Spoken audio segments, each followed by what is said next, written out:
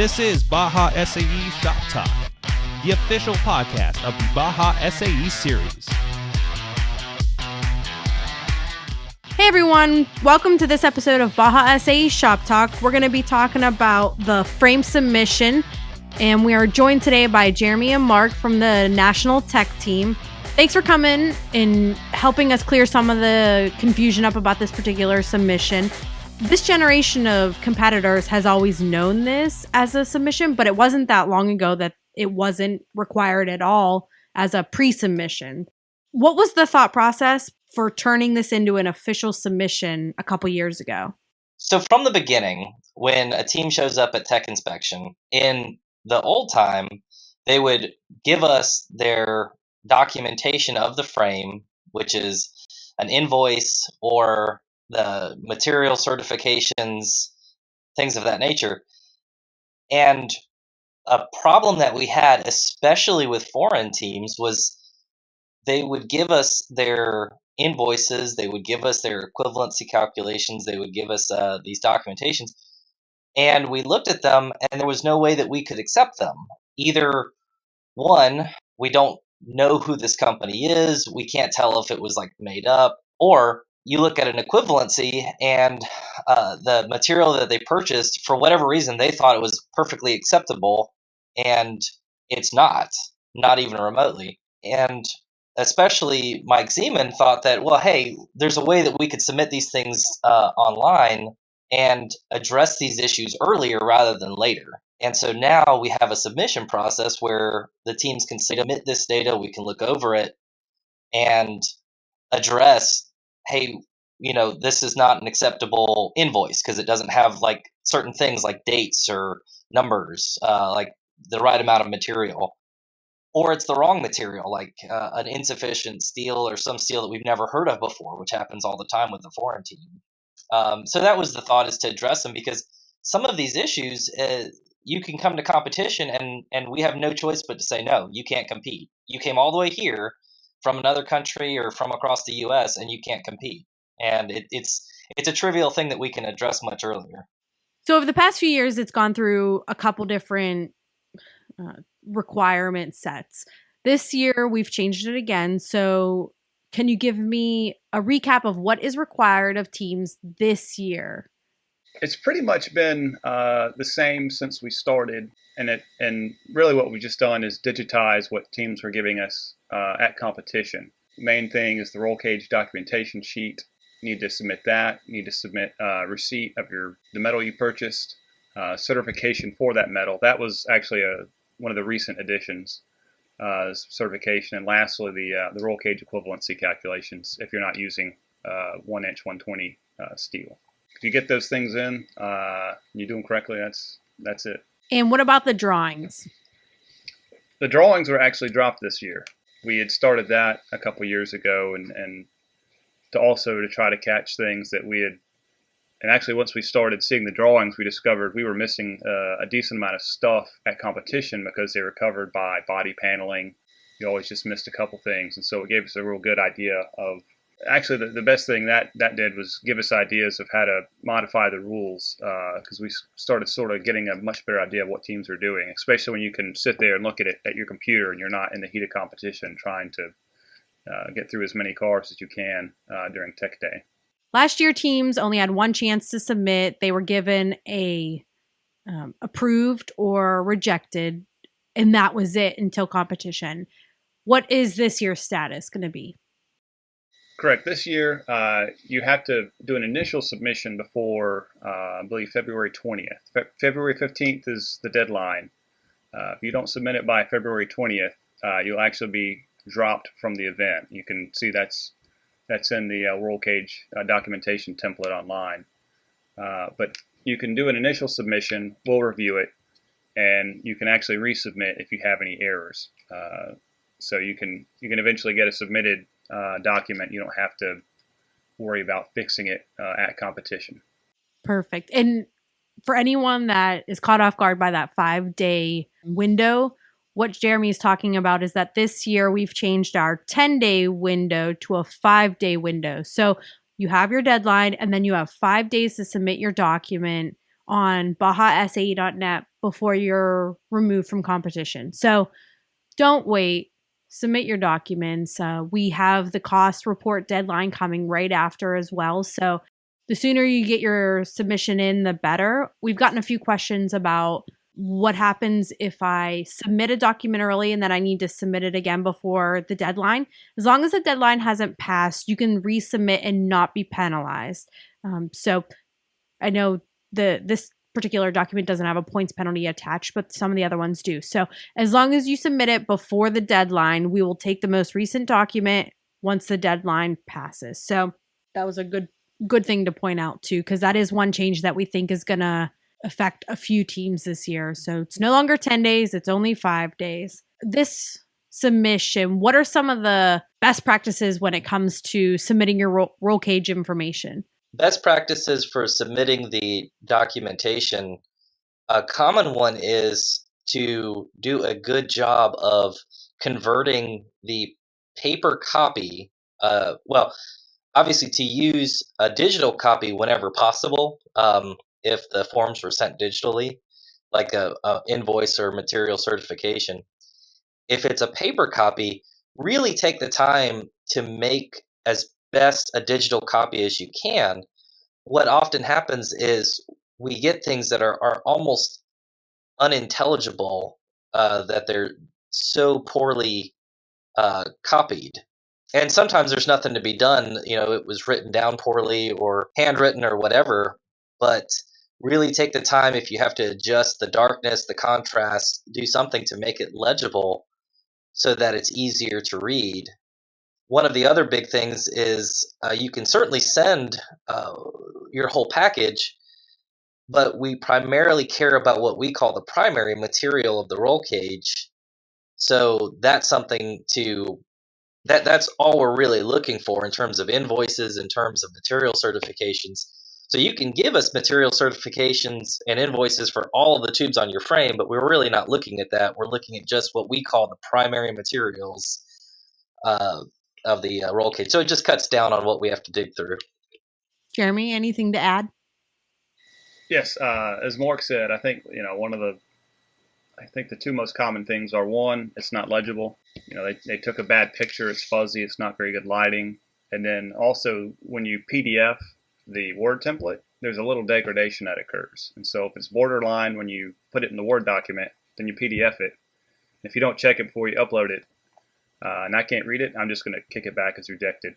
Another thing I see a lot is generally the material certifications are in landscape format. And so I'll get a portrait version of your roll cage spec sheet or your documentation. And then as I scroll to the next page, I can't read your certification because it's essentially rotated 90 degrees off and the text is facing to the right or to the left.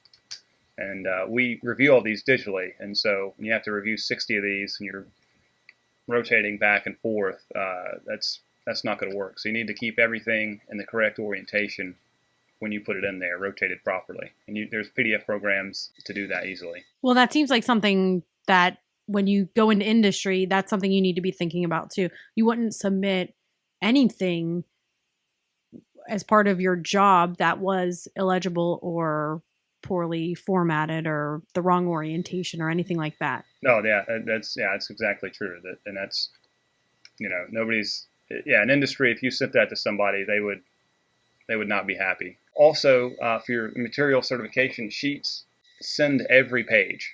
If I see, page 3 of 5 and you just send me page 3, I need to see all the pages. That's another thing. One, it's generally missing some of the information we require. And two, industry standard, you're not going to send a certification and just give part of the document. That's what we're looking for. Partially it's paperwork, is just to see that, this is a full certification sheet you're sending us. And I guess the last thing is you need bending stiffness and bending strength for your equivalency calculations. A lot of people seem to miss the bending stiffness, and that requires rejection and resubmittal. To add to what Jeremy had said, specifically the things that we're looking for, I'll start with what he just ended with.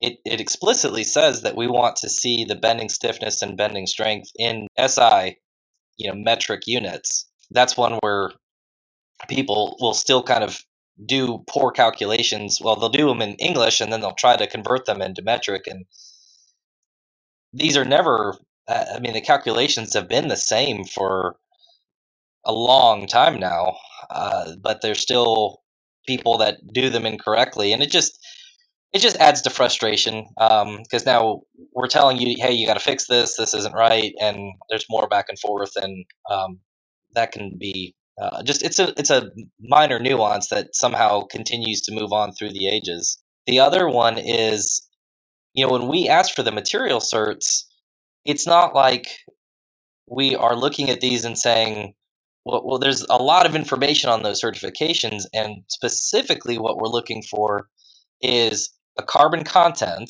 and you have to be careful because there's an equivalent carbon content, and we're not looking at that. That has to do with weldability. In this case, it is specifically the carbon content for the primary materials.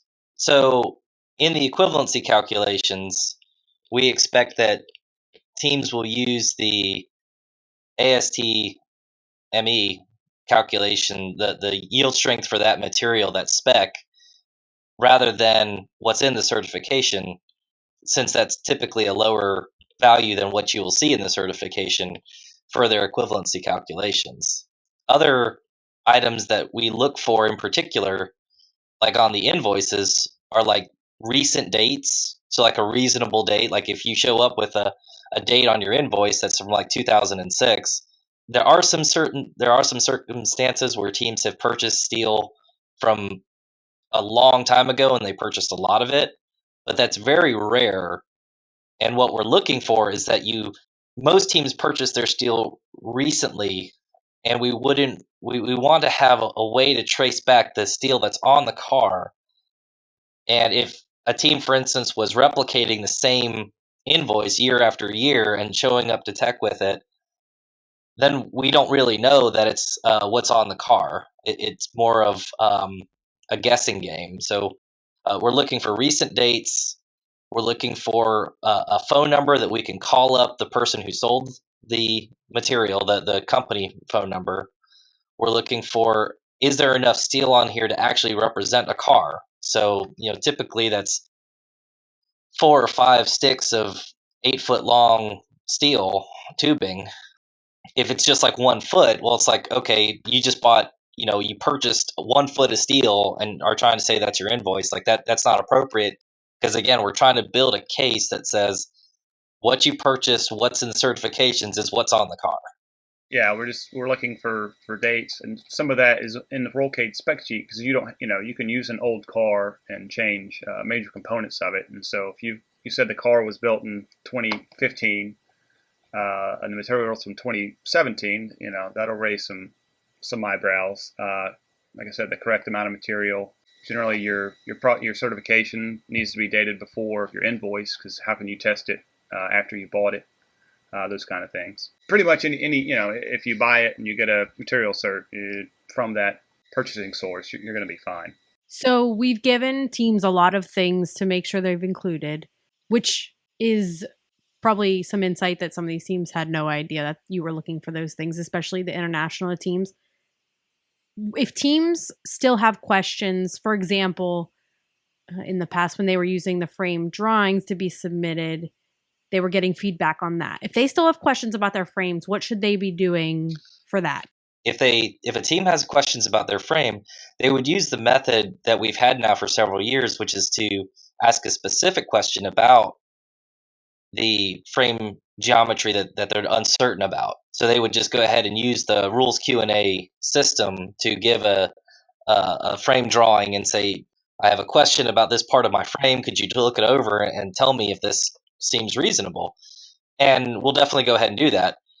The difference is that now there's just not a requirement that everyone has to submit a drawing, that we have to look over everyone's drawing, but we will certainly do it on a case-by-case basis through our rules Q&A system. So the correct way to go about it is not to submit a Facebook question, is not to email collegiate competitions, is not to email feedback@bajasae.net, is not to email Sam Burrell directly.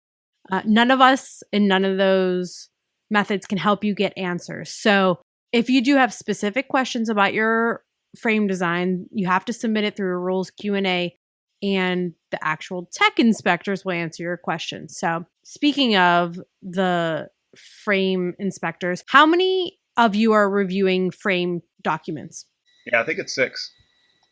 Okay, so teams, what that means is there are 6 people reviewing all 250 some, maybe even more than that with the wait lists, teams that have to submit these documents on top of their personal lives, their work lives, any other volunteering that they're doing, and honestly, any other things that they're doing within the Baja competition. So there's 2 takeaways from that. 1, please be patient on your feedback and your review. And 2, please go back to listen to this podcast and make a list, write out a list of all of the ways that these 2 tech inspectors have given you to make their reviews go quicker, right? The orientations, making sure your documents have all the details that they're looking for. At the end of the day, the quicker they can go through yours, the quicker they can get down the line. So if the people in front of you have their documents good to go, then yours will get to come up for review quicker. So that's one question that we get consistently is, oh, when can I expect an answer? When can I expect? Well, the reality is that there's a whole lot of documents to be reviewed and not a lot of people reviewing them. And this is a pretty serious document to review. It's not a go in, look for 3 minutes and check the box, yes or no. So I just wanted to make sure I put that out. And the next part of that is after you graduate and move into industry and you have some years under your belt, please consider coming back and volunteering. If you're interested in that, you can email collegiatecompetitions@sae.org and let us know, and we can get you in touch for future years with the tech team. I graduated in 2005 and then in 2007. 2003. So they've been doing this for quite a few years and they're still involved. That is amazing. So, yeah, just keep that in mind whenever you're graduating. I know we still have quite a few recent graduates who are listening to the podcast and following us on social media. So I just wanted to make sure I gave that plug because eventually, the generation that graduated in the early 2000s, in the mid 2000s, and the late 2000s are going to be moving on with their life. So just a quick plug for that. And I am always amazed at how many teams come to competition unprepared with what they need. How many teams are looking for a printer to print out a tech sheet? All of those pieces, which we're going to be doing a podcast about that in the future. And we've already had a few in the past, including a video or 2. So do teams need to bring anything to tech inspection regarding their frame check or the documents? Yes, they do need to print out a copy of essentially everything they submitted with the roll cage documentation template. So receipt, equivalencies, certification, and the actual roll cage spec sheet all needs to be printed out and brought to competition. Even if it's been submitted and even if it's been accepted, we still take that up. It did remind me, one of the things we also see not done is the signature block on the roll cage spec sheet. It needs to be both signed and dated, by both the captain and the advisor. Every year we get several where somebody forgets to date it or the advisor doesn't sign it. That's a big problem. It's a common misconception that the signature and date block for the roll cage specification sheet, and sometimes the technical inspection sheets, that it's supposed to be signed when they go through tech inspection. The point of those documents is that you, the individual, the team, went through and are personally sort of saying, yes, we have looked over this. Yes, we have these documents. We have gone over them. So, sometime before competition, you print off your roll cage specification sheet. Well, not sometime. You do it before you got to submit all these documents now. But that's the idea. You submit them, you sign them, you date them before competition, because the idea is that you've done this before competition, not that we're doing it at competition. So the onus is on the team not on the inspector. And this is especially important for teams that don't have a faculty advisor that comes to competition with them. So even if they forget, they have no other recourse. So another important note is if your advisor is not traveling with you to competition, then it is imperative that all of the appropriate signatures are correctly signed and dated that he or she needs to do, because if you don't have that advisor there to sign, then you can't compete. And in theory, those documents should have been reviewed prior to actually arriving at competition.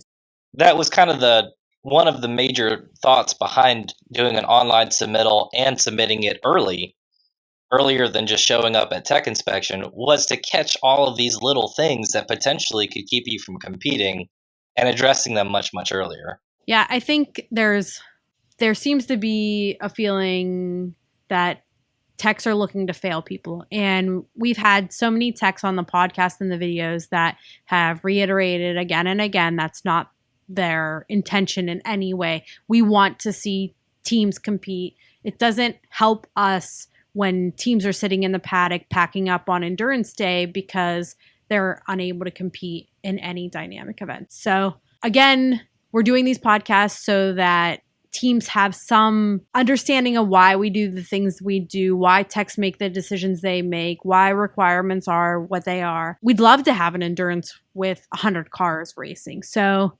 please take a minute to send this podcast on to whoever is responsible for your frame or whoever's responsible for submitting your documents or whoever carries the binder at competition. So yeah, I agree to what Amanda said. We're not here to fail teams. If anything, if every single car passed the first time through tech, it would be awesome. We're there because we like Baja. We like to see the cars. We like to see the competition. And, having a bunch of teams fail out for silly stuff doesn't help that. There are minimum requirements that we have to enforce. But if you pass that, that's great. One common misconception among the teams is that, like you were saying, like the techs are out there to fail them. I was a student, I was a competitor. I know that feeling of, well, look, we built this, we think it's fine. You should let us race because we don't want to get injured. We want to be safe, but we built this and it's okay. As a student, you think that you can accept this sort of personal liability for your own safety. And that's really not. There's a transition, like when you come over to the national tech side, when you come over to the organizing side, we have to make sure that you're safe, including being safe from yourself. So you may not think that this is, this is safe enough. Believe me, this is safe enough. We've done analysis, we've done testing, it's safe enough. And it's like, but it has to meet our requirements because we have to say that it's safe enough. That's a common thing that the students don't quite see it from a perspective of somebody who's organizing this and wants to make sure that at the end of the day, no one's injured, no one's hurt. And when you have to take on that responsibility, that's where this paperwork comes from. So a lot of times you're kind of like, yeah, I don't understand why you need this. Why can't you just let us run? We've got this, this terrible, terrible invoice or terrible whatever. And it's just like, oh, but it's okay. It's like, no, we have to prove it because we're responsible for you, whether you want it or not. Yeah. I mean, ultimately we as SAE and we as the tech team provide all of the information up front that teams need to abide by in the form of the rules and the documents. And as long as teams follow that and use common sense, it's not your rule that you're creating, Mark. It's SAE's rule. And you're simply helping to ensure that rule has been met. So as long as teams are making a solid effort to be compliant, there's no reason that they shouldn't compete. Almost every mistake we talked about on this podcast is avoidable, right? So yes, you can't control what invoice is sent to you. However, do your due diligence, get it in early. We can easily correct that mistake in enough time for you to go back, get an updated invoice, and get it submitted so that when you're on site, you're not being turned away because you just dropped the ball. I think that's it for this topic. We're going to try something new this year. I want to end each episode with a quick question, a little bit more of a fun question for our guests. They don't know anything about this, so I'm just springing it on them. What does Baja mean to you in one word? Mark. Dedication. Honestly, no one more dedicated on site than the tech team that come to 2 or 3 events on their own vacation time to spend it getting dirty looks from students and faculty advisors, and then sitting out in the heat and the dirt and the mud and all the things just to make Bajas happen. Jeremy? I guess honestly, the word crazy popped into my head first. I don't know if that's what I'd go with if I thought about it, but yeah. I think teams would agree. Yeah, I mean it is. It's a cacophony of 100 teams, 800 people, a couple hundred volunteers, over 3 days, and it's just you see some crazy stuff out there. You see a wheel fall off, a control arm snap in half. They get towed in, they fix it in half an hour, bring it back out. You see that year in, year out. The unexpectedness of competition and how students persevere to get through it. Don't forget to make sure you subscribe on iTunes and Stitcher. We'll be having a lot of really important podcasts coming up. We're going to do one on the cost report. We're doing one on how to manage the tech inspection process from a project management standpoint instead of looking at it from a technical standpoint. We're talking to the design team with Polaris. So we've got a lot of good stuff coming up. This should be a great year for Baja. Thanks everyone for joining us today. Mark, Jeremy, thank you, and we'll see you in California. Thanks for listening to Baja SAE Shop Talk. As always, we want to hear from you, so email bajasae@sae.org. The show notes for this episode, as well as all others, can be found at www.bajasae.net/podcast. Stay safe, and we'll catch you next episode.